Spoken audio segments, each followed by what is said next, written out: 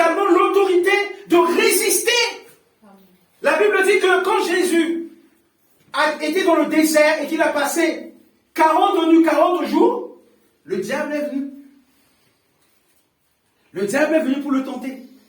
Il a dit, mais si tu es Dieu, tu vois, et si tu te prosternes et que tu m'adores, tout ce que j'ai là, tout ce que tu vois sur cette terre, là, il dit que le diable a pris Jésus, il l'a placé sur une haute montagne, il dit à Jésus, regarde tout ce qu'il a, ça m'appartient. C'est un menteur de fou, le diable. C'est un menteur de fou. Le diable, c'est un menteur. Il va dire à Jésus, qui est le créateur, avant que ces choses existent, Jésus était déjà. Et le diable va lui faire comprendre que non, tout ce que tu regardes là, Jésus, ça m'appartient. Et si tu te prosternes seulement et que tu m'adores, je te donnerai cela. Mais il ne savait pas que Jésus, ça lui appartient. En fait, c'est comme si nous, tu as une voiture, mais quelqu'un va te dire que c'est pas pour toi cette voiture-là, mais c'est à toi. Et Satan voulait faire comprendre à Jésus que tout ce qu'il a, que Jésus est en train de voir, ça lui appartient. Mais ça lui appartient, ça appartient à Jésus. Amen. Et comme Jésus connaissait la parole, et Jésus dit que non, j'adore seulement mon Père. Amen.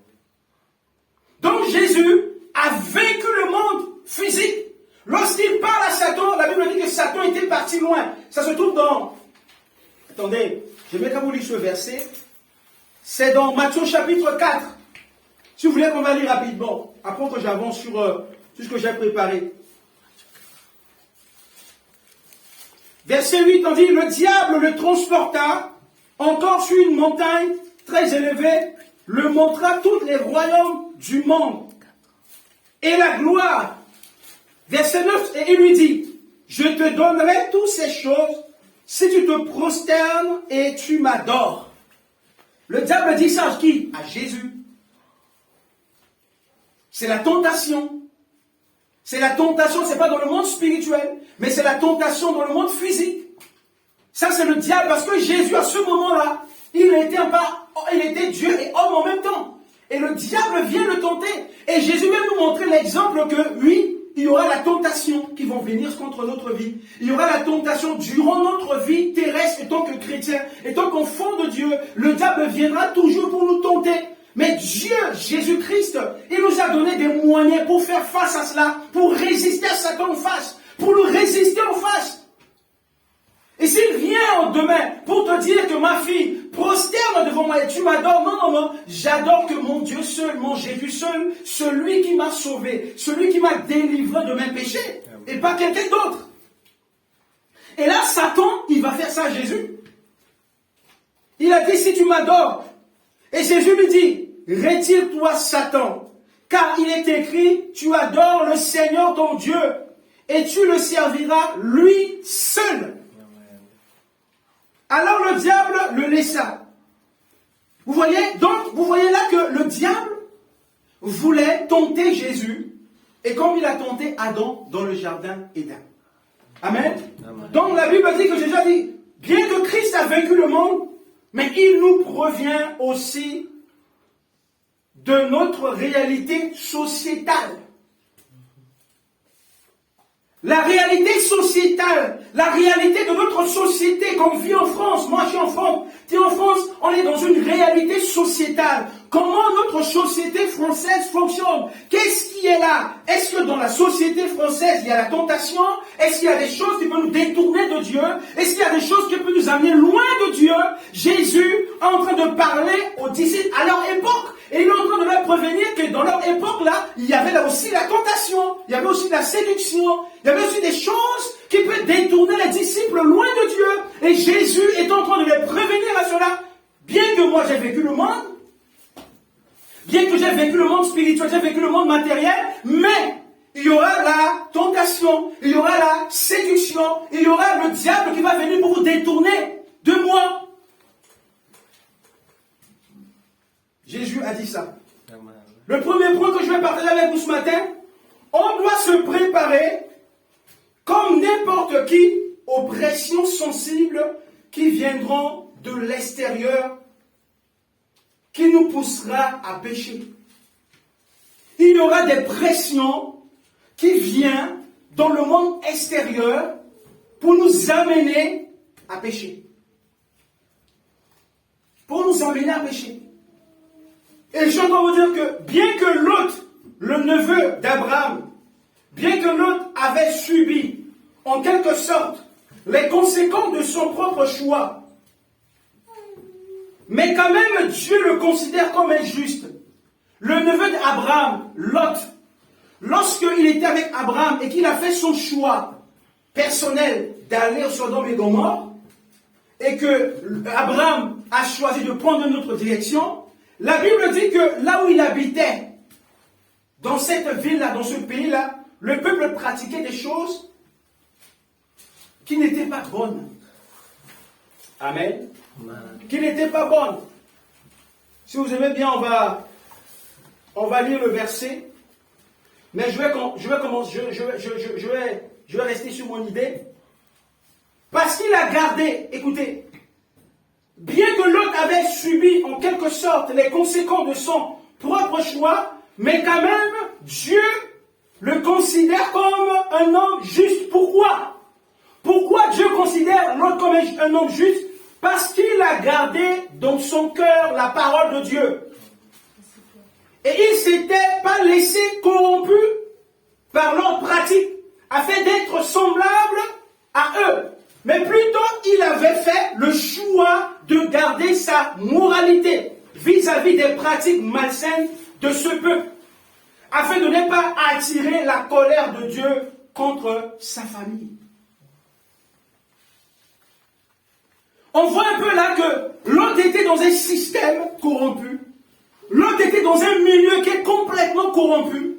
Lot vivait dans un milieu qui était par rapport à son choix. Mais la Bible dit que dans le haut des cieux, Dieu regarde dans ce peuple-là. Dieu voit que Lot ne pratique pas la même chose que eux. Il gardait sa foi en Dieu, bien qu'il vive au milieu de la société, bien que c'était son choix personnel, mais néanmoins, il a gardé également la crainte de Dieu. C'est exactement ce que Jésus nous dit ici. On vit dans une société qui est complètement contaminée, en quelque sorte, mais nous étant enfants de Dieu, nous sommes la lumière, nous devons garder cette lumière-là. Nous devons garder notre modèle de vie. Alors on va rapidement prendre notre Bible dans 2 Pierre au chapitre 2, les versets 7 à 8. 2 Pierre au chapitre 2, les versets 2 Pierre au chapitre 2. 2 Pierre au chapitre 2. 2 Pierre au chapitre 2. Allons-y. 2 Pierre au chapitre 2. Les versets. Si quelqu'un trouve là-bas dans la salle, il peut lire. Si Fabrice peut nous lire ça. 2 Pierre 2. Les versets. 2 Pierre 2, 7 à 8. 2 Pierre 2, 7 à 8. Voilà. Et s'il a délivré le juste, l'autre, profondément attristé de la conduite de ces hommes sans frein dans leur dissolution, car ce juste qui habitait au milieu d'eux tourmentait journellement son âme juste à cause de ce qu'il voyait et entendait de leurs œuvres criminelles. Et si vous écoutez un peu ce verset comme ce que la Bible dit, la Bible dit que 2 Pierre au chapitre 2, les versets 7, 2 Pierre au chapitre 2, les versets 7, que ce que le frère vient de nous lire tout de suite là, la Bible dit que,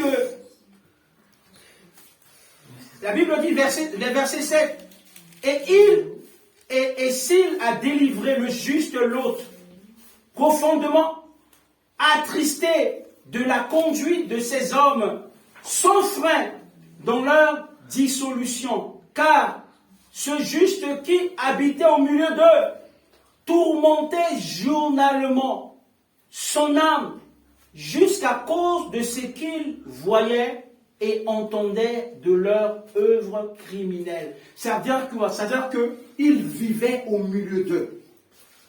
Et c'est pourquoi Jésus parle dans Matthieu chapitre 18, verset 7, malheur au monde, parce que vous serez scandalisés. Et quand on parle de scandale, c'est des choses ineffables que nos yeux vont voir. C'est des choses que quand vous allez voir ça, c'est comme si vous souffrez au-dedans de vous là-bas. Et tant qu'enfant de Dieu. Et la Bible dit que le milieu dans que Lot vivait, il voyait des choses. La Bible sait qu'il souffrait. En fait, il y a une certaine dépression, il y a une souffrance psychologique qui était là. Le gars était en train de souffrir sur le plan psychologique parce qu'il voyait des choses horribles. Et il souffrait de cela. Et c'est pour cela que la Bible dit que lorsque Moïse, Abraham est en train de demander à Dieu dans sa prière, Seigneur, si tu trouves tel nombre de personnes, est-ce que tu vas les tuer? Dieu dit non. Mais parce que Dieu cherchait même dans cette ville-là, pour trouver s'il allait aller, peut-être, il allait trouver au moins 5 justes ou 10 justes, mais Dieu n'a pas trouvé. Dieu a trouvé seulement Lot. Lorsque les anges sont arrivés là pour détruire la ville, ils ont rentré sur Lot. Et même lorsque Lot tardait pour sortir de la ville, les anges ont dit, sauve-toi pour ta vie. Dieu avait sauvé Lot de cette ville-là. Pourquoi? Parce qu'il avait gardé quand même dans son cœur une petite portion de la parole de Dieu. Il a gardé en lui la crainte de Dieu. Parce qu'il ne voulait pas faire la même pratique que les autres. C'est pour cela qu'il était affligé par des pratiques dont il était témoin. Il était témoin. C'est pour cela que nous qui sommes là aujourd'hui, il y a des situations dans notre société que nous allons voir qui vont nous faire du mal. Il y a des choses qui vont arriver dans notre société qu'on va voir, mais qu'on ne peut rien faire. Qu'on ne peut rien changer. On va voir, on va souffrir, mais on ne peut rien faire. Et la Bible dit que Lot, il était affligé par des pratiques dont il était témoin. Il était cependant prêt à supporter l'iniquité de la société dont il faisait partie. Il faisait partie de cette société-là. Il était dans cette société-là. Il était au milieu de cette société-là. Mais il ne pouvait rien faire. C'est exactement comme nous. C'est exactement comme Jésus dit. C'est qu'il y a des situations qui vont nous scandaliser dans la société dans laquelle nous sommes aujourd'hui. Et que Dieu nous demande seulement de garder la foi. Quelque part, à cause des avantages sociaux et matériels que cette ville lui offrait, au fait, pour l'autre, il était parti dans cette ville-là parce que ils disent que la terre était fertile. C'est que il va nourrir bien ses bœufs, il va vivre bien avec ses bœufs, mais il ne savait pas le danger qui était là-bas. Il ne savait pas le danger qui était là-bas. Il ne savait pas le danger. Ce compromis avait amené une tragédie dans sa famille. Ces choses, les chrétiens doivent éviter. N'exposons pas nos familles à un mauvais environnement et des influences malsaines qui peut que nous voulons tirer des profits. Au fait, c'est quoi? C'est que quand on est les enfants de Dieu, même les lieux, même là où on va habiter, là où on veut rester, on doit faire attention. En ce qu'on appelle la cohabitation. Si vous êtes dans un milieu qui n'est pas bien, si nos enfants vont rester dans un milieu qui n'est pas bien, nos enfants finiront à tomber dans leur piège. Et ça peut amener la tragédie dans la famille. Parce que le milieu avait amené la tragédie. Parce que même les filles de Lot se sont mariées avec des gardes de cette ville-là. Et à un moment donné, quand l'ange était venu, il a demandé au beau-fils, Lot a demandé à ses beaux-fils de partir, ils ont dit, mais non. Il a dit, mais non, mais il y aura la pluie de feu qui va descendre sur la ville. Oh, ben laisse-nous avec ton histoire là, quelle pluie de feu. Parce qu'ils n'ont pas la même foi que l'autre. Ils ne partageaient pas la même conviction que l'autre. Et la Bible dit quoi? La Bible dit que l'environnement que nous pouvons être, ça peut être très dangereux pour nous et pour notre famille. Et ce qui a été pour l'autre. C'est pour cela que parfois, il faut éviter de rester dans un endroit qui n'est pas bien pour nos enfants, pour notre famille, d'aller même loin. Même si on va souffrir, même si ça va être compliqué, mais on va protéger notre famille. On va protéger nos enfants. C'est très important. Parce qu'on peut dire que, ben oui, on va aller dans ce pays-là, ou on va aller dans cette ville-là. Ça va être profitable pour nous, mais quelque part, ça peut être destructif pour nous. Comme a été le cas de l'autre. Et comme je vous ai dit au début, l'état psychologique de l'autre avait, vis-à-vis de la situation sociétale dont il faisait face, ceci nous ceci me semble inévitable au XXIe siècle. Mais nous pouvons toutefois les éviter si nous ne voulons pas nous compromettre. Parce que le but du diable, pourquoi le but du diable, c'est pour venir empiéter. Le diable veut empiéter sur notre marche chrétienne. Ça, c'est le but principal du diable. Il veut toujours empiéter sur notre marche chrétienne. Et nous, étant qu'enfants de Dieu, on doit faire attention. Le deuxième point, le péché peut provenir de l'intérieur.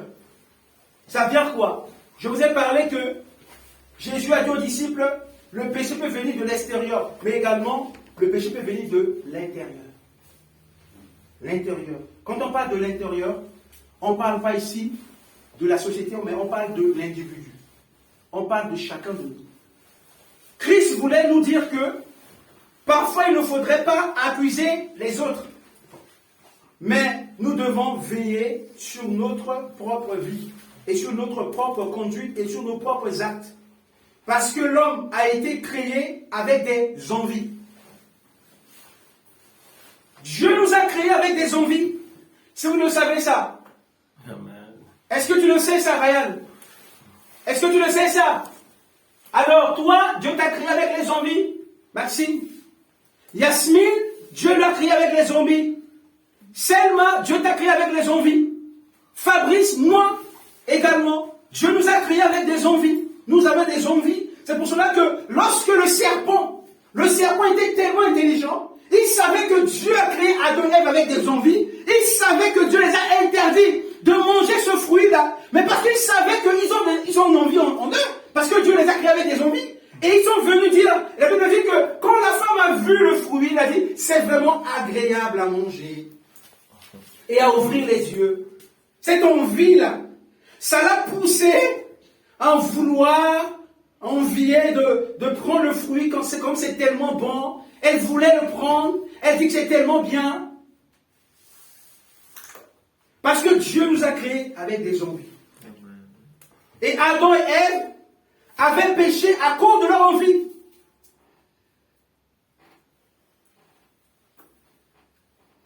Parfois, nous devons bien canaliser nos envies.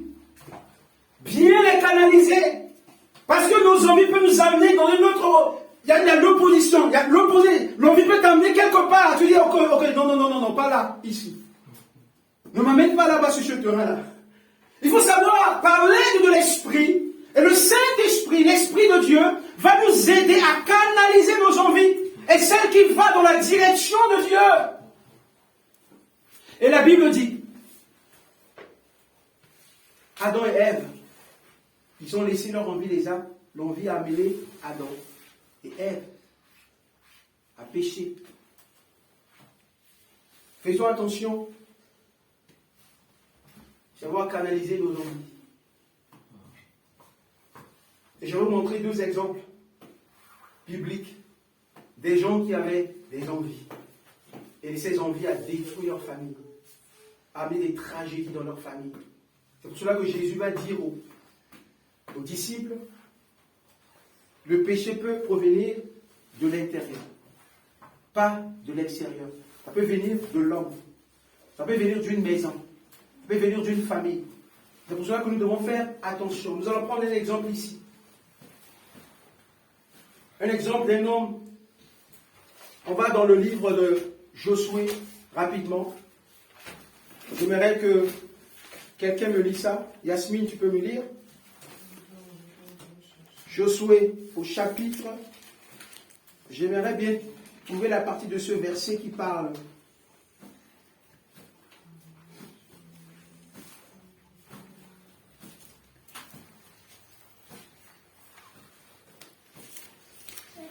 Josué.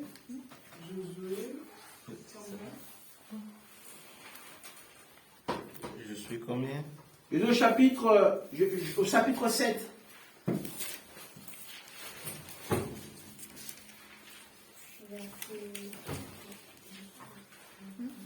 On va au verset 20. Jusqu'à combien? Tu peux lire jusqu'à le verset 20 à 22. À la version de Tata Selma, je pense que ça allait bien. Achan lui répondit, oui, c'est moi qui ai péché contre le Seigneur, Dieu d'Israël. Voici ce que j'ai fait. Ouais. J'ai vu dans le butin un magnifique manteau d'une famille de ces pièces d'argent et un lingot d'or d'une livre. Jean est tellement dit que je l'ai Ah ouais. pris. Je peux avoir votre Bible là rapidement, je vais lire. Au fait, vous voyez là, c'est clair. Vous voyez, c'est clair ici. Je vais lire ça à tout le monde. Au verset 22. Le problème qui est là, qu'est-ce qui se passe? Parce que là, les enfants d'Israël devaient aller prendre une ville qui s'appelle Aï. Bien que les enfants d'Israël ont perdu la bataille, à cause de ce que Josué n'avait pas consulté Dieu avant d'affronter ses adversaires. Mais par orgueil, il avait parti au combat. Mais en effet, réellement, leur défaite ne vient pas seulement de ça, par manque de discernement de Josué, mais à cause de l'envie d'Achan. Au fait, dans une maison, dans une famille, on peut avoir des échecs lorsque quelqu'un est en train de vivre une vie de compromis et qui ouvre une porte à l'ennemi. Et dans le groupe ici, dans le milieu des enfants d'Israël, quelqu'un avait touché à l'interdit. Je vais arriver là rapidement. On va lire le verset 7. Josué envoya des hommes à la tombe Achan. Ils se dépêchèrent d'y aller et trouvèrent les objets enfermés à l'intérieur avec l'argent en dessous. Ils les soutirèrent de la tente et les apportèrent à Josué et aux Israélites. On les déposa devant le Seigneur. Josué et tous les enfants d'Israël, excusez-moi, voilà. Les versets 21. J'ai vu dans le butin un magnifique manteau de Mésopotamie, 200 pièces d'argent et un lingot d'or d'un livre. J'en ai eu tellement. La Bible de maman, de Tata Selma dit, j'en ai eu tellement l'envie. Voyez? Au fait, j'en ai eu tellement l'envie. Dès qu'il a vu ça, il avait tellement l'envie de le prendre. C'est comme les enfants à la maison, ils ont vu le chocolat dans le frigo, ils ont tellement l'envie de manger ce chocolat-là. Vous voyez? Chris a vu vraiment un chocolat dans le frigo. J'ai tellement envie de manger ce chocolat. J'ai tellement envie de prendre ce yaourt. J'aimais tellement le gâteau était très bien. J'avais tellement envie de le prendre. Mais pour Dieu, c'est un péché. Il faut d'abord demander à maman. Il faut d'abord demander à tata. Avant d'aller prendre le chocolat dans le frigo. Il faut d'abord demander. J'ai tellement une envie. J'ai vu 5 euros de maman là-bas au lit, dans l'armoire, mais j'ai tellement envie d'acheter quelque chose avec, et que j'ai pris les 5 euros. Mais non, il faut demander d'abord. C'est un péché ça. Si vous n'avez pas demandé que vous avez pris ça, mais c'est un péché. Et la Bible dit quoi? La Bible dit que Achan, il a pris ça et il a mené quoi? Il a mené une grande défaite dans le camp d'Israël. Israël a perdu cette bataille-là. Et Israël revient, ils sont en train de pleurer. Dieu a dit non. Dieu a dit non. Ne pleurez pas. Quelqu'un a touché un interdit. Et je prends un exemple ici. Vous savez, vous connaissez, ça s'appelle un passage à niveau. Vous savez ce qu'est un passage à niveau? Vous savez que c'est un passage à niveau? Vous connaissez ça? Maxime, tu sais ce qu'est un passage à niveau? Le passage à niveau, c'est que lorsque vous allez passer, c'est comme quand on conduit, le GPS me dit, vous avez sur votre parcours un passage à niveau. Le passage à niveau, c'est là où le train passe. Et quand les barrières sont ouvertes, ça veut dire quoi? Ça veut dire que le train ne passe pas. Mais quand c'est fermé, c'est que le train est en train de passer. Le train va passer tout de suite. Et si tu viens avec ta voiture, et que tu sais que la barrière est fermée, et que tu veux passer, eh ben, fatal. Fatal. Donc, ça veut dire que il y a des lignes rouges qu'il ne faut pas traverser.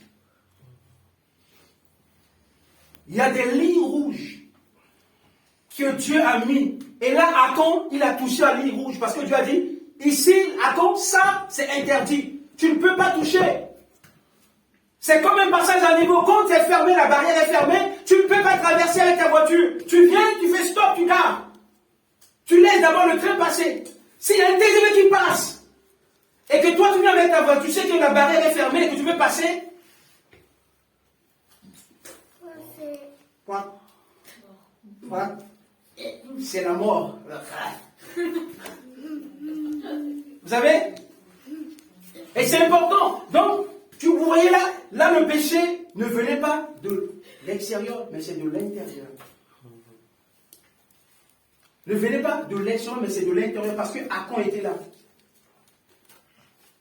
C'est très important de veiller sur nous-mêmes.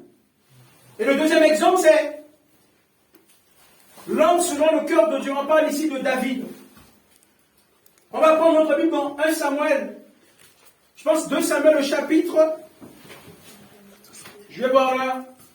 Je ne vais pas être trop long aujourd'hui. Oh, il y a encore du temps. 2 Samuel, rapidement, on va lire. 2 Samuel, au chapitre 11. 2 Samuel, au chapitre 11. Je pense que je vais voir si je vais lire avec la version de français courant. 2 Samuel, le chapitre 11. Vous avez déjà trouvé? Oui. Bon. Quelqu'un peut nous lire? 2 chapitre 11, verset combien? Verset 2 Samuel, chapitre 11, verset 1. L'année suivante, au temps où les rois se mettaient en campagne, David envoya Joab avec ses serviteurs et tout Israël pour détruire les fils d'Ammon et pour assiéger Rabba. Mais David resta à Jérusalem. Un soir, David se leva de sa couche et comme il se promenait sur le toit de la maison royale, il aperçut de là une femme qui se baignait et qui était très belle de figure. David fit demander qui était cette femme. Et on lui dit, n'est-ce pas Bathsheba, fille d'Eliam, femme d'Uri, le Héthien, et David envoya des gens pour la chercher. Elle vint vers lui et il coucha avec elle. Après s'être purifiée de sa souillure, elle retourna dans sa maison. Cette femme devint enceinte et elle fit dire à David, je suis enceinte. Alors David expédia cet ordre à Joab, envoie-moi Uri, le Héthien. Et Joab envoya Uri à David. Uri se rendit auprès de David, qui l'interrogea sur l'état de Joab, sur l'état du peuple et sur l'état de la guerre. Puis David dit à Uri, descends dans ta maison et lave les pieds. Uri sortit de la maison royale et il fut suivi d'un présent du roi. Mais Uri se coucha à la porte de la maison. Il se coucha à la porte de la maison royale avec tous les serviteurs de son maître et il ne descendit point dans sa maison. On en informa David et on lui dit, Uri n'est pas descendu dans sa maison. Et David dit à Uri, n'arrives-tu pas de voyage? Pourquoi n'es-tu pas descendu dans ta maison? Ouais, c'est bon, tu peux arrêter là juste. On voit là l'homme selon le cœur de Dieu, le grand homme de combat, a été succombé par envie. Ce homme, un grand homme de combat. David, c'est un grand homme de combat. David, c'est lui qui a tué Goliath. David, c'est celui qui a fait des exploits dans le combat. David, c'est quelqu'un qui a toujours consulté Dieu avant de faire quelque chose. Mais on voit là, la Bible nous dit que le yeux de David, il a aperçu de loin cette femme qui est en train de baigner. Et lorsque les yeux ont vu, les yeux ont transformé, les yeux ont vu, mais les yeux ont transmis l'information au cerveau. Et le cerveau va maintenant exciter le corps.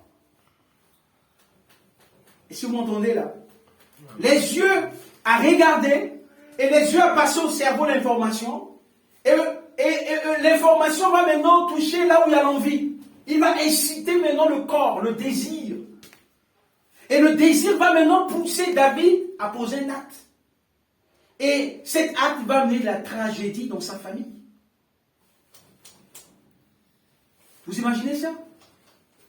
Jésus dit que le péché vient de l'intérieur. Et David, c'est lui qui va amener la tragédie dans sa famille. Parce que plus tard, l'un de son fils va partir avec sa petite sœur. Ça va amener la tragédie dans la famille de David. Et c'est pour cela que le péché ne vient parfois de l'extérieur, mais ça vient parfois de l'intérieur aussi. L'expérience de David nous montre combien même, avec des bels parcours qui ont marqué l'histoire, mais le diable trouve un petit fissure pour humilier un grand guerrier. Le diable a trouvé juste une petite fissure pour humilier un grand guerrier. C'est pour cela que nous, étant enfants de Dieu, on ne peut jamais dire que mais moi je peux, moi j'ai la force. Non. On doit toujours compter sur la grâce de Dieu et éviter certaines choses qui peuvent nous amener loin de Dieu. Qui peuvent nous amener à désobéir à Dieu. Parce qu'on voit là, David, c'est pas n'importe qui. C'est le roi d'Israël. C'est un homme selon le cœur de Dieu. C'est un homme que Dieu lui a donné plusieurs fois la victoire. Et c'est un exemple pour nous. C'est pas parce qu'on est pasteur, on a des grandes responsabilités, on est une église de 1 million de personnes, qu'on va jouer avec le diable. Non. Il y a des situations qu'on n'a même pas besoin de jouer. La Bible dit que David a vu la femme. Lorsqu'il a vu la femme, mais le corps a réagi. Parce qu'elle était tellement belle. Et il a transformé au cerveau. Et le cerveau a passé ça. Et qu'est-ce qui s'est passé? Il est devenu un meurtrier. David est allé même tuer son mari. Nous devons faire très attention. Bien que le pardon de Dieu, écoutez, bien que le pardon de Dieu est toujours à notre portée, mais seulement la conséquence qui sont parfois dramatiques. Dramatique dans quelle sorte? C'est que on peut demander pardon à Dieu. Oui, Dieu nous pardonne. Il est toujours là pour pardonner. Mais les conséquences sont dramatiques. Parce que quand on pose un acte après, les conséquences, oui, le chauffeur, il a conduit sa voiture, il est drogué, il a tué 4 personnes, ils sont morts. Il demande pardon à la famille, oui, mais tu as demandé pardon à la famille, mais ils sont déjà morts. Vous comprenez un peu ce que je veux dire?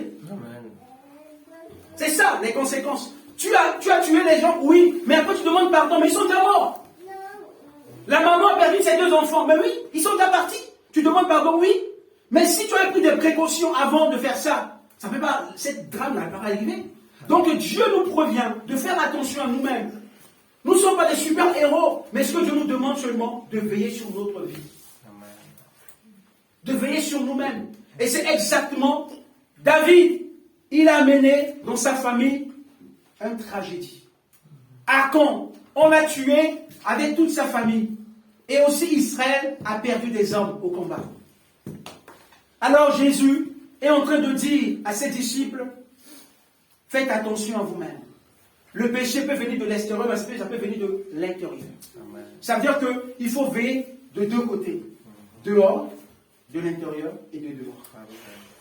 Amen. Amen. Non pas seulement à l'extérieur, mais à l'intérieur aussi. Et je vais conclure en disant, étant donné que la liberté, je vais faire la conclusion là, étant donné que la liberté des informations qui bénéficie la génération du 21e siècle, comme Internet, la télévision, donnant ainsi un libre accès aux gens et aux oisifs de devenir le proie du diable. C'est-à-dire que les informations qu'on reçoit aujourd'hui, l'Internet est là, il y a l'Internet, il y a la télévision, mais parfois le diable utilise la télévision pour envoûter les enfants. Parce qu'il y a des films qui sont dedans. Quand vous regardez certains films, vous ne dormez pas la nuit. C'est comme quelqu'un qui vous poursuivre. Ah oui, c'est travaillé. Il y a des films qui sont travaillés derrière. Parce que vous dormez la nuit, vous voyez des choses qui vous arrivent. Mais oui, parce que c'est travaillé derrière. C'est dans le but de quoi? C'est dans le but, ça favorise de tomber dans le péché. Et parfois, facilement, on devient le proie du diable. Il nous prend. On devient proie. Un proie de l'adversaire. C'est pour cela que nous devons veiller sur nous-mêmes et veiller sur nos familles. C'est pour cela que vous, les enfants, quand on vous dit d'abord, avant de regarder ce film, demande à ta maman de voir le sous-titre. Est-ce que tu peux voir ou pas? Demandez. Parce qu'après, mais je dors pas la nuit. Mais oui, je vois les gros yeux la nuit qui me poursuivent. Oui, je vois les serpents qui me poursuivent. Je vois les loups qui courent derrière moi. Je vois les gens qui sortent avec leurs dents, avec les ongles comme ça qui me prennent la nuit. Ah oui? Ah oui? Il faut demander, les enfants. Christ. Il faut demander à maman. Il faut faire attention. Parce que le diable, vous allez être le proie du diable, parce que le diable cherche. Il vient la nuit comme ça, avec ses ongles là.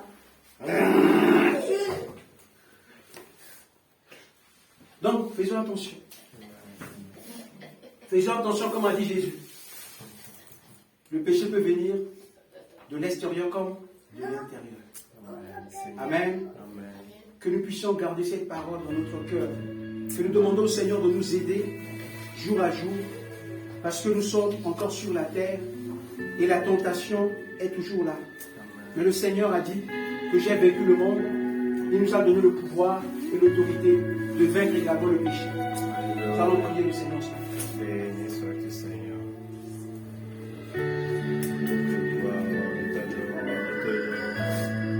Louange à toi, Seigneur.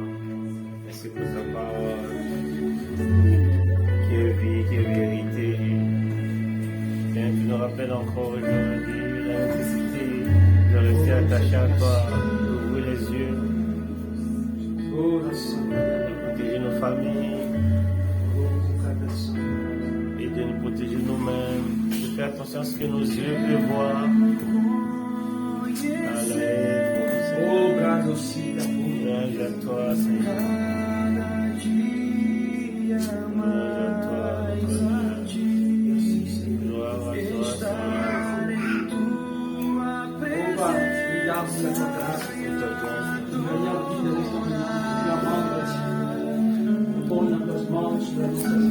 Alléluia.